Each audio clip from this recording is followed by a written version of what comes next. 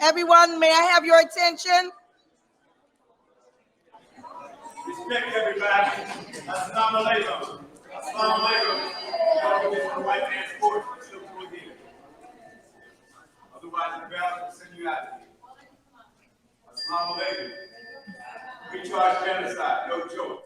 Thank you. Thank you. Thank you very much. We're convening now after a brief break. And before lunch, we're going to hear testimony from count one dealing with police violence. I would like to state for the record that all of the witnesses that you will hear have been duly sworn in advance, that you will hear today and tomorrow. So we will go on and proceed right into the respective testimonies. And we're going to start with one of the pre-recorded videos. Thank you for your attention.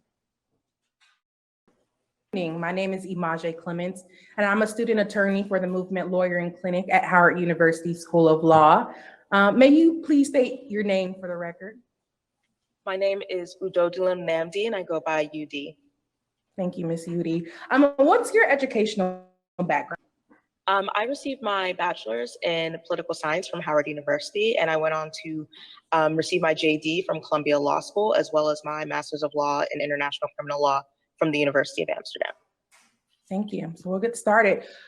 What is some of the background and the history that we can use to better understand the current epidemic of police brutality and the subsequent barriers to domestic accountability? Well, thank you so much. For starters, there's a huge information gap for us to even understand what the current statistics are on racialized police killings. Only about 40% of the 18,000 police departments in the US even record data on police brutality. But even with that, sources like the Washington Post have shown us that although Black people only make 13% of the US population, 26% of recorded victims of police killings are Black Americans. And that makes them about 2.5 times more likely than white Americans to be fatally shot by the police. And in 2019, a national study by the Academy of Sciences also recorded that police violence has now become the leading cause of death for young Black men in this country, and about 1 in every 1,000 Black men are killed by the police. All in all, both the American Public Health Association and a recent study by Penn Medical School and Yale have shown that racialized police killings in the US have become a public health crisis and emergency. And despite all of this, of all this police violence, 98.3% of the killings go without any form of accountability for the police perpetrators. Ms. Udi, what recent and historic advocacy efforts, specifically within the scope of international law, helps to bring about some accountability for human rights abuses committed against Black Americans? Well, under international law, when individuals have exhausted their local legal remedies within a country, they can seek redress using international law and international bodies. And the lack of criminal and civil remedies for police victims of Black victims of police brutality in the US have caused the people such as Charles Hamilton Houston with the National Negro Congress to turn to the UN to advocate. In 1951, the We Charge Genocide petition by Du Bois, Paul Robeson, William Patterson, also used international law like the Convention on Genocide to call attention to lynchings and police killings of oppressed Black people within the US. Before he died, even Malcolm X was creating a UN genocide petition to use international law as a mechanism to push for accountability. And recently we've seen with the killings of George Floyd, Breonna Taylor, Ahmaud Arbery, Philando Castile, and Michael Brown, the UN Human Rights Council, Inter-American Commission on Human Rights, the UN Commission on the Elimination of Racial Discrimination, and the Convention Against Torture have all spoken out, held sessions, issued proclamations, and even published reports calling upon the US government to take urgent action against police killings. Let's talk about the legal elements that are necessary to prove genocide. And in your expert opinion, does police brutality against Black Americans meet the necessary legal criteria to qualify as genocide? Yes, so firstly, under genocide, I'm going to use a combination of the Genocide Convention that was ratified in 1948, case law from international criminal tribunals, like the International Criminal Tribunal for Rwanda and Yugoslavia, and the International Criminal Court Rome Statute. So the first question you have to ask is, do the targeted victims fall within one of the 4 protected group categories? Black people within the US clearly fall within the racial protected group category listed under Article 2 of the Genocide Convention. And so we can just quickly move on to an assessment of the next question, which are the acts committed considered one of the 5 prohibited acts? And one of the police killings of Black people in the US clearly fall under killing members of this said racial protected group. Even Department of Justice investigations of the Ferguson and Baltimore police departments have revealed stark evidence of the disproportionate use of lethal police force on Black populations. Now, the crux of assessing whether or not this epidemic is a genocide under international law is analyzing intent, or the subjective element, also known as the mens rea. Was there both specific intent to commit the prohibited act of killing this protected group and intent to destroy in whole or in part the protected group? Now, this might seem like a hard barrier, but international case law shows that direct evidence of genocidal intent, when unavailable, can be inferred and deduced from circumstantial evidence. So discriminatory targeting can also be used as a means of determining intent. And here we have the derogatory language and media depictions of Black people as, quote, dangerous and threatening are consistently served as justifications for police violence against Black people. Furthermore, when using the purpose-based standard for analyzing genocidal intent, we can see that the infiltration of police departments that has been well documented by even the FBI shows that white supremacy and white supremacist ideology has infiltrated many US police departments and served as part of the circumstantial evidence regarding intent behind police killings in the US. Let's talk about the legal elements necessary to prove crimes against humanity. And again, in your expert opinion, does police brutality against Black Americans meet the necessary legal requirement or criteria to qualify as a crimes against humanity? Well, when you're looking at crimes against humanity, one of the major differences is that the lower intent standard. But firstly, if you look at, does this fit under one of the actus rea or the material elements needed to prove a crime against humanity? Killing or murder is one, intentional killing, aka murder, is one of the many actus reus. And clearly we can see that regardless of premeditation, police perpetrators intentionally inflict serious injury and reckless disregard for human life when towards their Black victims of police brutality. Moving on to the very important contextual element in crimes against humanity. Did the act take place in the context of a widespread or systematic attack against a civilian population? As I've recited with many of the statistics, these are not just isolated incidents, but rather a pattern, an epidemic, and a public health crisis occurring with the use of lethal force unchecked of police perpetrators in the US. The lack of disciplinary measures against police perpetrators also goes to the last element, whether there's intent to commit an underlying offense and knowledge of the existence of a widespread or systematic attack. Now, oftentimes a state policy of either enforcement or lack thereof can be used to imply intent. Here in the US, we clearly see through the lack of disciplinary measures, the lack of any civil or criminal accountability for police perpetrators, that it appears that the United States government has a state policy of not acting to abide by international legal standards on the use of police lethal force. And so rather than the non-action of the US government can also be used to imply a state policy of not intervening in these type of cases. If police brutality against Black Americans does in fact qualify as genocide or crimes against humanity under international law, what remedies are Black people in the United States entitled to? Now, this is a very good question because in the US specifically, we currently have had no genocide prosecutions under the 2007 Genocide Accountability Act or the implementing legislation as well of the Genocide Convention.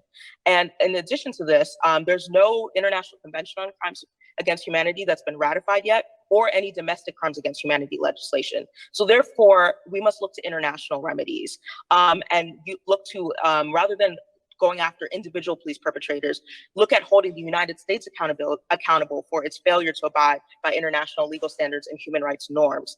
So the type of remedies available to Black people are the type of remedies available to any victims of race-based human rights atrocities. And that involves reparations, that involves truth-telling. And although there are many local truth-telling and truth-seeking initiatives, more national truth-telling initiatives, Truth and Reconciliation, as well as reparations are entitled to Black victims of police brutality. Thank you, Ms. Udi. No further questions. My name is Shakira Irvin. I am a student attorney at the Howard University School of Law Movement Lawyering Clinic. Are we ready?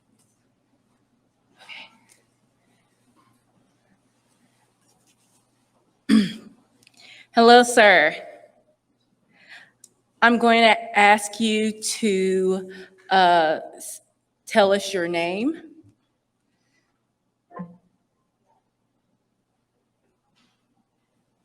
Ronald Hampton. And can you describe for us your work and experience and advocacy background? You please speak up. I can't hear Okay, you. thank you. Can you describe your work experience and advocacy background? Okay. Like I said, my name is Ronald Hampton. I'm a retired police officer. I worked in the Metropolitan Police Department from 1970 to 1994. I served as executive director of the National Black Police Association, which was more than an advocacy organization for Black police officers. We were also very much concerned and involved in looking at criminal justice issues and how they impact the community, the Black community and other communities of color. So I've also been involved in working in Canada as well as in the United Kingdom, helping brothers and sisters start organizations, but also addressing the issues that impact our people nationally as well as internationally. You said in your speech at the Charles Hamilton Houston Center at Harvard University on October 13th, 2015, that, quote, "Policing doesn't need reform, it needs restructuring because the structure hasn't worked for our community," end quote. And you go on to say that the Hispanic community hasn't had success with the current structure either. Can you explain, in your expert opinion, why the current structure of policing does not work for Black and Brown communities? Well, in my opinion, it doesn't work because when I compare policing in our community to that takes place in the white community, there's a natural flow of the protect and serve ideal in the white community. That doesn't necessarily take place in the Black and Brown community. When we call the police, we are calling the police sometimes even against our better judgment, but they're the only agency that we believe can handle situations of when people are disagreeing or when we have emergency issues. The fact of the matter is that in our community, the resources I believe exist that we can handle those situations, but call the police. But it's from my time of actually serving as a police, that the disproportionality is obvious. The disparity in service is very obvious about when the police come and how they handle our situations. So I just believe that there's a better structure in terms of handling the situations in our community. Thank you. You said in a town hall on the shooting in Ferguson, Missouri on August 27th, 2014, which aired on C-SPAN, that, quote, "We cannot look at Mike Brown as a single moment in time. This is a continuation on the assault attack on Black men and women in the Black community." Can you describe that attack and explain what you mean by it's not a single moment in time? Well, see, to me, all of these situations that have happened in policing since we've been involved in these issues are all connected. Rodney King, before Rodney King, there was situations in New York City, there were situations in LA, there were situations in Washington, DC. So Michael Brown happened to be a part and parcel of a process where police mistreat Black folk all along. So I didn't see it as a single incident. I saw that part and parcel to what it is that's been going on in our community for a very long time. And we need to address it in that sense. We cannot I don't believe that there is, that the incidents that happen in policing are singled in context. They are all part and parcel of a white supremacist foundation in policing as it relates to the criminal justice system in our country. So there was Michael Brown, there was Rodney King, there was George Floyd. All of these examples are string together. They are all part and parcel together in terms of what it is that's happening in our society. And it just goes to show that systemically, we have not addressed the issues that allow or permit police departments to police departments and individual police officers to do the things that they do or behave in the fashion that they behave. At the 40th Annual Legislative Conference for the Congressional Black Caucus Foundation's panel on criminal justice reform, you addressed the inequities in arrest and how, quote, if arrests are flawed, the rest of it will be flawed also, end quote. Can you, as an experienced officer, describe the inequalities in arrest and policing of Black people? Well, that's a very good question, and you're right. That was a comment that I made. An example of that for me is that when a police officer is working, and for example, he says that in his mind, he says that there's a Black person driving a Cadillac, but he's also determined that that Black person doesn't deserve to be driving a Cadillac.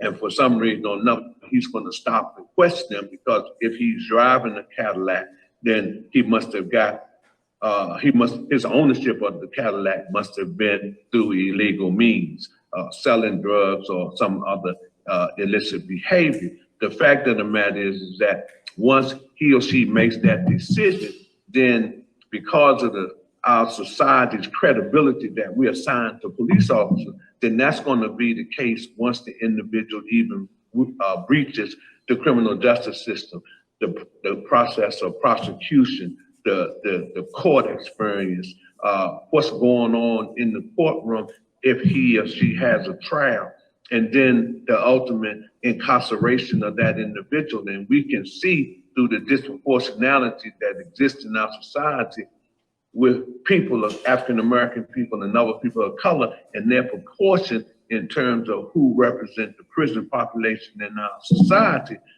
So it's not just that the arrest was flawed, it's that I believe the criminal justice system is also very foundationally racist and flawed also. So if we're talking about addressing it, then we need to address the entire system, not just the police, the arrest of the individual by the police officer, but the entire system through prosecution, through court, and then ultimately in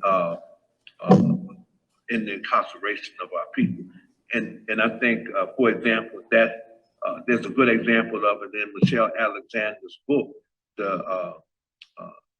that talks about the mass incarceration of Black people. Last question.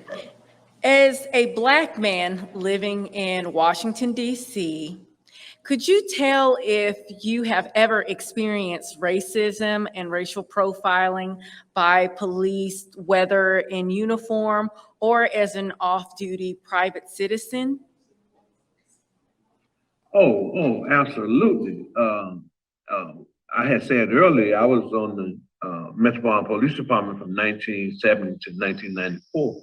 there were times when I first joined the Metropolitan Police Department that I worked in the 3rd District, and we would, at midnights, we would share radio dispatch with the 2nd District. And in Washington, D.C., the 2nd District is Georgetown and on the west side of town, which even then and now tend to be disproportionately white. There were times when Black officers would respond to calls for service, and they would be asked to go around to the back door. And fortunately for them, they decided not to go to any door, to just get back in their car and get back in service. So there were examples of racism. I remember I was getting off one evening and going down 9th Street Northwest, about to enter into the tunnel. And for those that are familiar with Washington, D.C., I was pulled over by a police officer. I happened to be just getting off, and I had on a shirt over my uniform. And at that time, I had a brand new 1974 Thunderbird, white Thunderbird, really nice looking car. And this white officer pulled me over. And when he pulled me over, he said that I was speeding.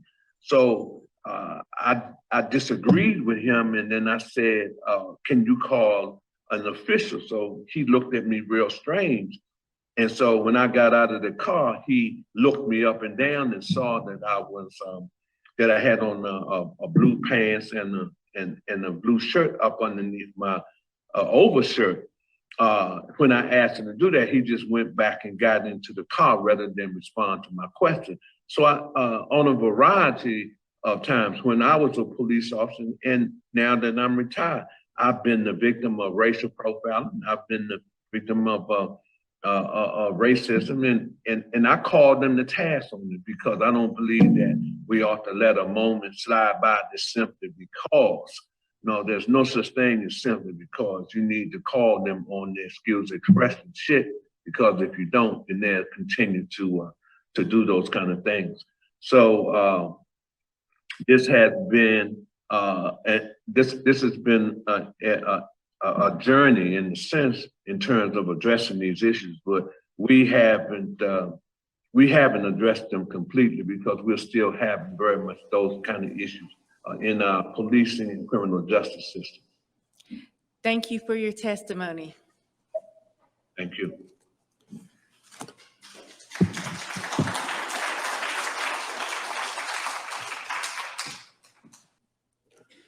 May it please the court. Good morning. Good morning. How are you today? I'm okay. Could you please speak up and tell us what your name is? Good morning, everyone. My name is Hawa Bah. I'm the mother of Mohamed Bah.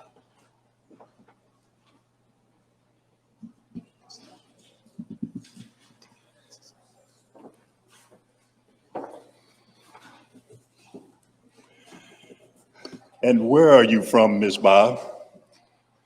I'm from Guinea, Conakry, Guinea, West Africa.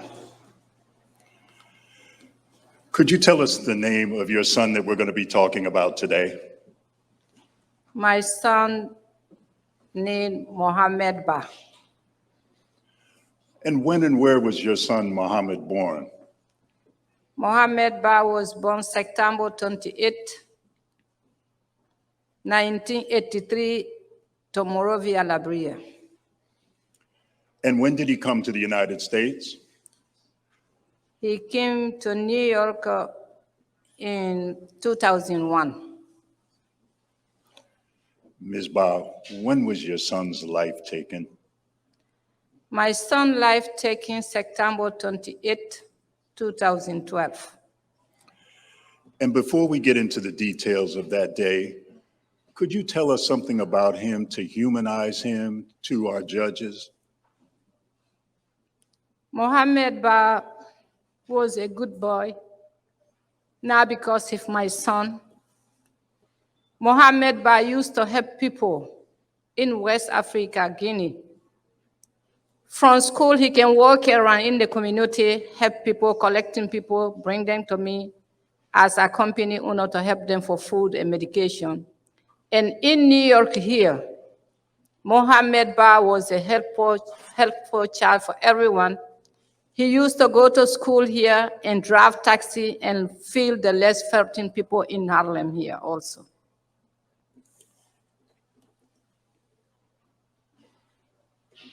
I would like this to be marked People's Exhibit 1. Ms. Bah, would you take a look at this picture and would you describe it? Yes. This is my son, Mohamed Bah. I'd like this marked into evidence, and we don't have a bailiff here, but maybe somebody can bring it to the can take it to the jurors. Thank you.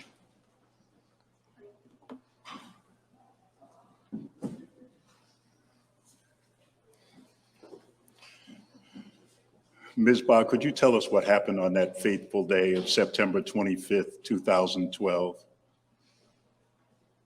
September 25th, 2012. I flew all the way from Africa to New York to help my son. I noticed something happened to him. I called an ambulance to get in a doctor, to take him to the hospital. Instead, ambulance people, the police show up. I told them, go away. I don't call police, I call an ambulance. And they said to me, Mom, don't worry, this is the system. If you call an ambulance here, we will show up. When we saw the person, we'll call the ambulance people. We reached up to Mohammed building, hit the knock on the door. Mohammed also tell them, I don't call you, go away. He locked the door. I left on my hand to talk to Mohammed. They said, no worry, Mom. We'll take care, don't worry, the ambulance people coming. They dropped me outside. Before I reached outside, I was on the 5th floor. I see people running, coming with shell and hammer. And I asked the first one who came, I said, what happened? I said, my son didn't do nothing wrong. I just want to take him to the hospital. He don't do wrong. Can you, he said, Mohammed no want to open the door. I said, please, let me talk to Mohammed. He will open the door. They refuse. They broke her down. They broke her door. They shoot Mohammed 8 times in her house.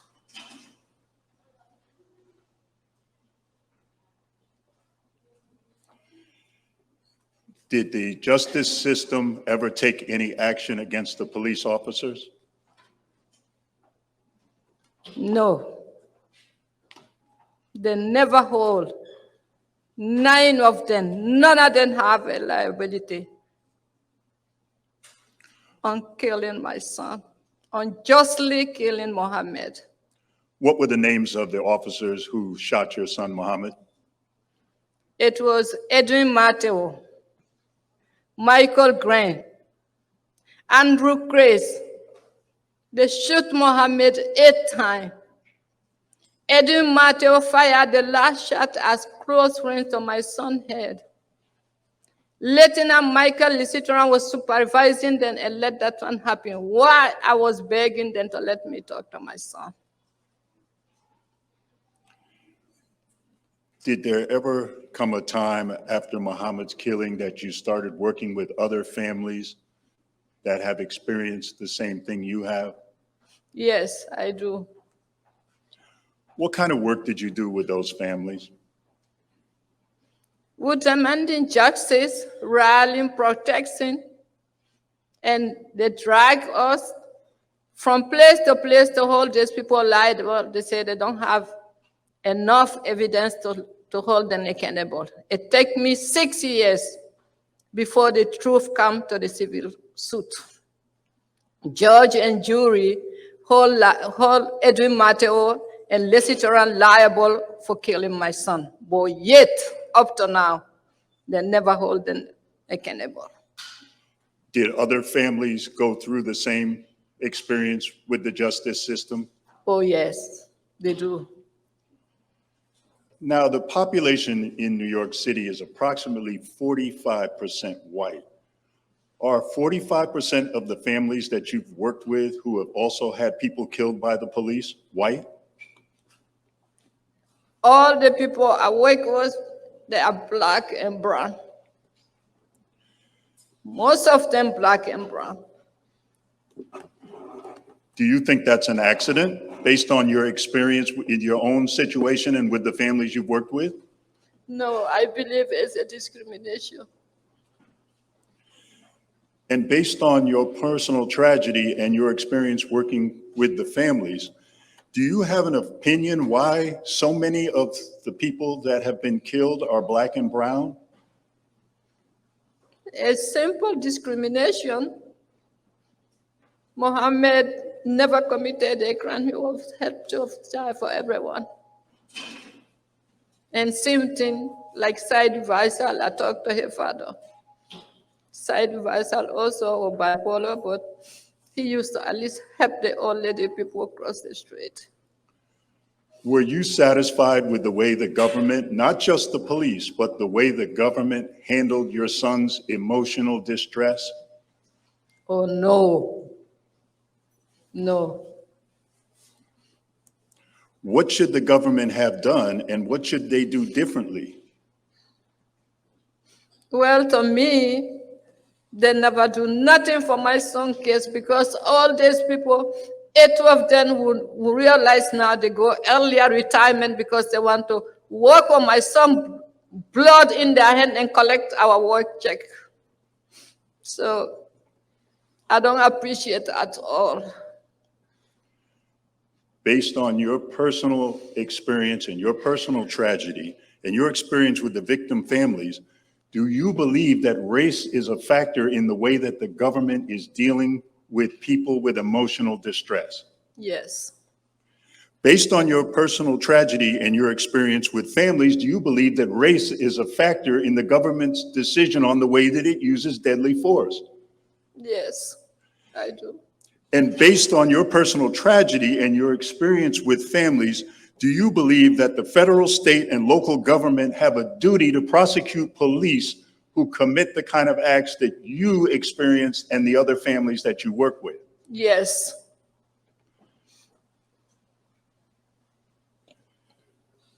Based on your personal tragedy and your experience with families, do you believe that the federal, state, and local government are purposely omitting this duty to prosecute the police that do what they did to your family and the families you work with? Yes, they should do that. No further questions. Ms. Bah, thank you for your courage. Thank you, I appreciate it. I hope nobody can bury his 28 honor student child as a brother Mohamed.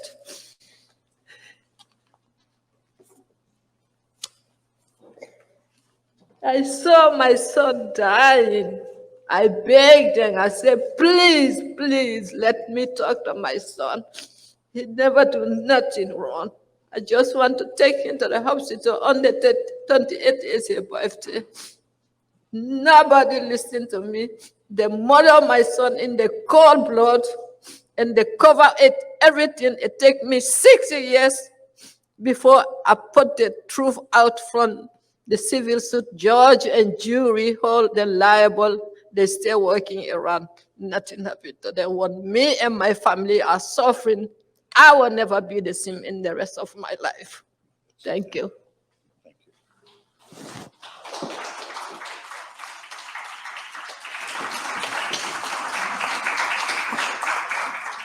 So we're going to have 2 additional pre-recorded testimonies to round out the count 1 police violence segment of this tribunal. And then we're going to take a lunch break. My understanding is that lunch is being provided for everyone here within the room. So you'll be given instructions about that. And then we will round out the day this afternoon with counts 2 and 3. Count 2, dealing with mass incarceration, and count 3, dealing with political prisoners and prisoners of war. So whenever we are ready, we will have the next testimony, which will be on the screen. Thank you. Hello, my name is Shakira Irvin. I am an attorney, a student attorney at the Howard University School of Law Movement Lawyering Clinic. For the record, can you state your name? Sure, my name is Melina Abdullah. Can you describe for me your academic and scholarly credentials? Sure, I'm a professor of Pan-African Studies. I've been in the field of Pan-African Studies teaching since 2002. My PhD is in political science with a focus on Black power and Black women's leadership from the University of Southern California.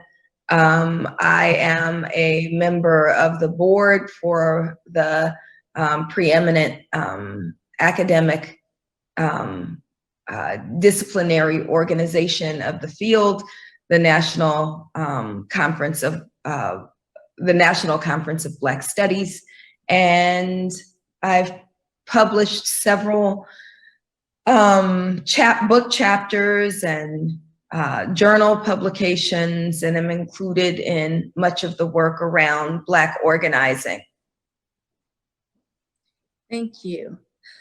In your expert professional opinion, are the phenomenon of incidents of police violence against Black, Brown, and Indigenous people, are they isolated? Or no, I mean, the targeting, the violent targeting of Black people by police is the way the institution was set up. So the system of policing in this country descends from the system of slave catching. It descends from chattel slavery. It was meant intentionally to put targets on the backs of Black people. And so this is not, you know, the killings of our people at the hands of police are not isolated incidents. They are systemic, and they are the intent of the system. They are not a failure of the system. thank you. Thank you so much for that. In your role as a founding member of the organization Black Lives Matter and a leader of the LA chapter, can you explain to me why you all felt forming that organization was necessary? Well, many of us have been involved in movements that were based on, or uprisings that were based on single incidents. And we've been involved, and for instance, in 2009, I was deeply involved in the movement for justice for Oscar Grant, right? Who was murdered by police on a BART platform in Oakland, California. Many of us had been in the streets after Sean Bell was killed, or after Margaret Mitchell was killed, or after Devin Brown was killed. What happened when Trayvon Martin was murdered by a wannabe cop, by a wannabe neighborhood watchman, a wannabe white man, George Zimmerman, is that we were reminded that these incidents, again, are not isolated. It is not just about justice for Trayvon Martin, although we cannot, we have to absolutely uplift his name and embrace him as a real being, not just a hashtag. And we also have to remember that his stolen life is connected with the stolen life of Emmett Till and the stolen life of Oscar Grant. And so what Black Lives Matter was about was remembering that we have to build a movement that is designed to end the systems, end the institutions that deliberately steal the lives of Black people. And so from the beginning, we said we are building a movement, not a moment, a movement, not a moment, where we uplift the name Trayvon Martin, but also understand that he's intimately connected to Oscar Grant and intimately connected to Mike Treese Richardson and all of those who've been killed by the state and white supremacy. So Black Lives Matter is working for a world where Black people are no longer deliberately and intentionally targeted for demise by the state and by white supremacy. In your role as an activist organizer for Black Lives Matter, can you describe the types of incidents you all as a chapter in LA have responded to, and the things that you've seen and the impacts that they've had on the community? Well, that's a long list, but in the life of Black Lives Matter, and Black Lives Matter Los Angeles is the first chapter, it's the original chapter of Black Lives Matter. In the life of Black Lives Matter Los Angeles, there have been upwards of 700 people killed by police in Los Angeles County. We attempt to respond to every single Black person who's killed by any policing unit in the greater Los Angeles area. So I can't detail every single one of those. I can say that we, work with the family of Waukesha Wilson, who was killed inside of the Los Angeles Metropolitan Detention Center. We work with the family of Keisha Michael, who was killed with her partner, Marquittin Sandlin, as they were sleeping in their car in Inglewood, California. And the murder of Keisha and Marquittin left 7 children without parents. We work with the family of Dejan Kazee, who in the midst of the largest set of uprisings in history, right, in 2020 was murdered by Los Angeles County sheriffs as he was simply riding his bike in the middle of the day in his own neighborhood. So we work with many, many families, and I feel badly because I'm neglecting some of the families who've become extended family to me. I'm neglecting to talk about Keith Bursey and Grishario Mack and Kenneth Ross Jr. But we work with hundreds of families, and what we do is both organize on the ground, both raise awareness, make sure that people see the injustice, and we also work to transform the system through policy work, through work that seeks to defund police, prisons, and jails so that we can use those dollars to build systems that actually make communities safe, like mental health, like universal health care, like housing, like after-school programs and arts programs. That's the work that we've been doing both locally in Black Lives Matter Los Angeles, but also globally. And I mean throughout the US, but also throughout the world. Can you explain to me what swatting is and what has been your experiences with that phenomenon?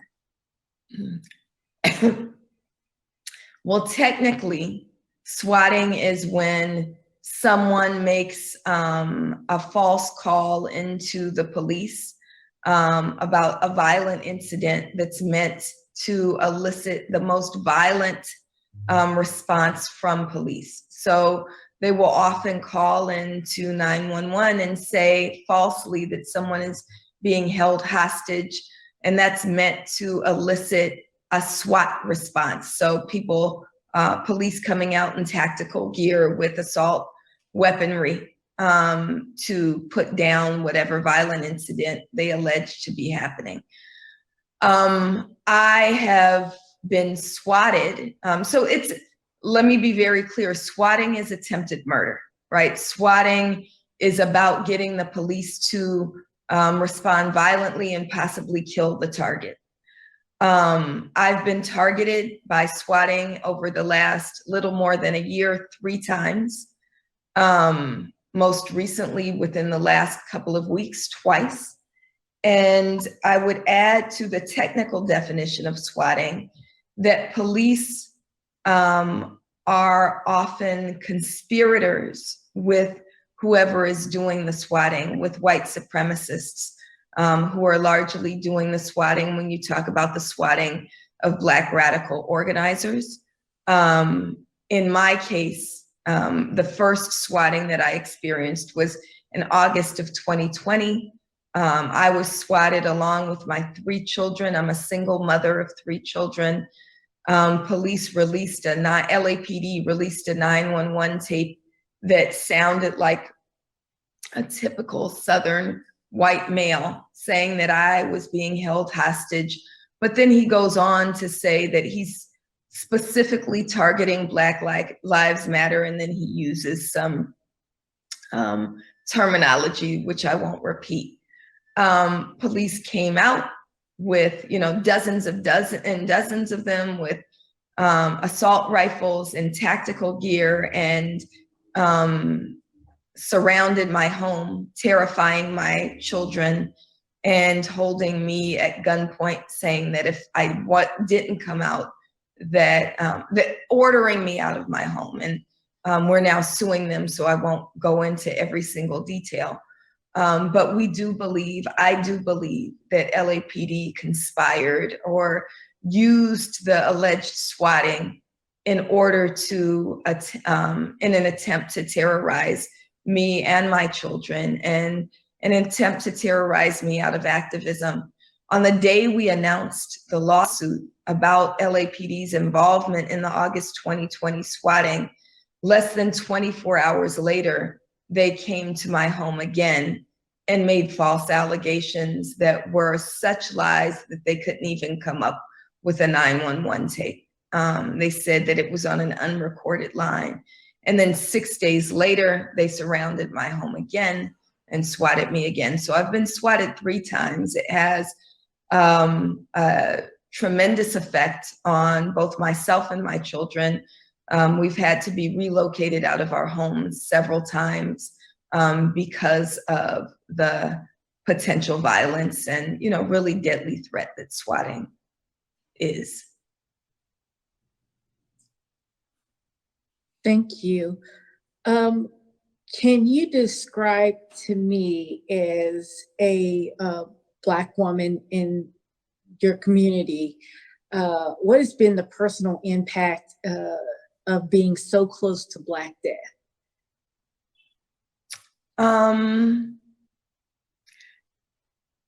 I think very early on in Black Lives Matter, we were moving based on a sense of racial and social justice, that we wanted to build a world as a Black mother of Black children. I think about the words that Barack Obama spoke when he said, if he had a son, he'd look like Trayvon Martin. Well, I have a son, and he actually looks like Trayvon Martin. He actually, when you think about the dance in Trayvon Martin's eyes and the life in Trayvon Martin's face, my son Amin has that. And so it was the desire to build a better world for my son and my daughters that pulled us into the streets. And I think we were moving from a sense of wanting to build a world that was fit for them. And it was about a year into Black Lives Matter, I think, that we all recognized that Black Lives Matter is also a spiritual movement, right? So you can talk about being close to Black death. One of the first things that we do when someone is killed is we come out, we pour a libation, we engage in prayer, and you can feel the energy and spirit. But there's also a beauty in being there amongst community, taking our own healing and imagining our own future. So Black Lives Matter is absolutely committed to standing with families and community and being amongst our people in times of sorrow, but also courageously visioning what right looks like. So the Black death is heavy, but the potential to the promise of building a world that is fit for the lives of my children and all of our children is what keeps us going. And it's a deep honor to be able to do this kind of work. Thank you so much for your testimony. Thank you. Good morning. My name is Justin Hansford. I am the Executive Director of the Thurgood Marshall Civil Rights Center and a professor of law at Howard University School of Law. I'm really happy this morning to be talking to Kerry McLean. Kerry, can you tell us about yourself and your background? Sure. My name is Kerry McLean. I'm an international human rights lawyer. I've done human rights litigation and advocacy at regional human rights bodies, national level courts in different parts of the world, and at the UN for the past 16 years. I was a member of the steering committee that organized the International Commission of Inquiry on Systemic Racist Police Violence against People of African Descent in the United States. I also served as a Commission of Inquiry spokesperson.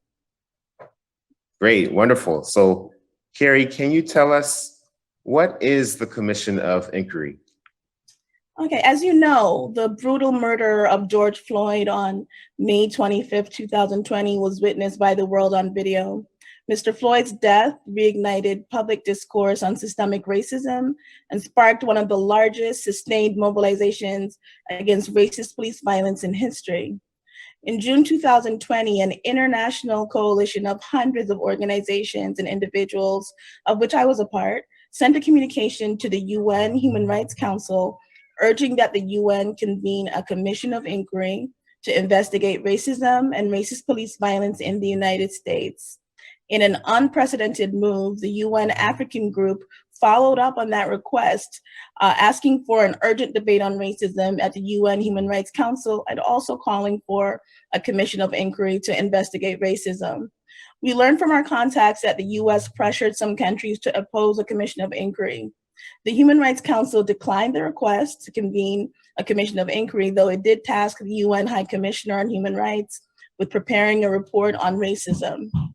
Following the UN's decision to not convene a commission of inquiry, the National Conference of Black Lawyers, the National Lawyers Guild, and the International Association of Democratic Lawyers decided to convene a commission of inquiry to conduct the thorough and impartial investigation of police violence in the US that the community had demanded.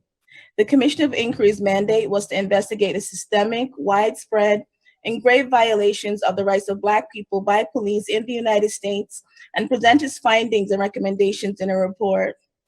We assembled a team of 12 experts, commissioners, none of whom are from the United States, to conduct the investigations in an independent and impartial manner.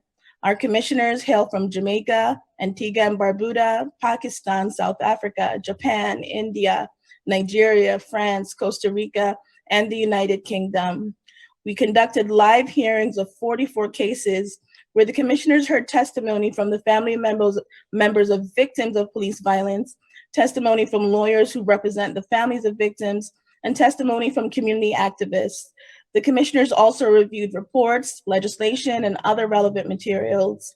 The Commission of Inquiry conducted a thorough investigation into anti-Black violence perpetrated by police in the United States, both historically and in recent times, with an emphasis on evaluating the most recent cases and addressing the connection of the current cases to the history of systemic racism.